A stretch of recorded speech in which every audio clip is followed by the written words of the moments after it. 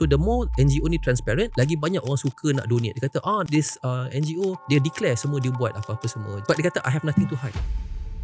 Correct me if I'm wrong, donations up to 30% the management of land bill. Yes, betul. It's quite a lot. So are they angry at you, or are they sokong you ke, ataupun congratulations for doing our job for us? Sebenarnya masa kita buat tu memang ada jumpa NGOs yang tak nak telus.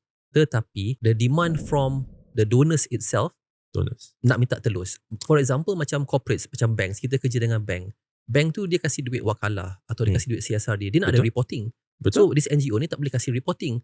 So dia kadang-kadang kasih syarat kepada NGO ni, okay, saya kasih you sumbangan donation, tetapi dengan syarat you guna Go Barakah as the implementer, as the distribution partner. So kita provide very granular data kepada banks and the NGO, siapa terima, berapa banyak dia telah terima, berapa banyak dia telah guna, barang-barang apa yang dia belikan, and we provide a nice reporting supaya that they boleh report to Bursa on their CSR activities. Because NGO ni dia fokus on menolong beneficiary. Dia kadang-kadang tak cukup tangan. They do memang kadang-kadang memang really good work, tetapi kadang dia orang memang bare bones lah. Dia yang tolong pack, dia yang tolong pergi, dia yang tolong orang banjir semua. So that's what we do. We tolong digitalizekan benda ni. We tolong with real time reporting. So it's just to make them more transparent. So the more NGO ni transparent, lagi banyak orang suka nak donate. Dia kata this NGO dia declare semua dia buat apa-apa semua. Betul. But dia kata I have nothing to hide.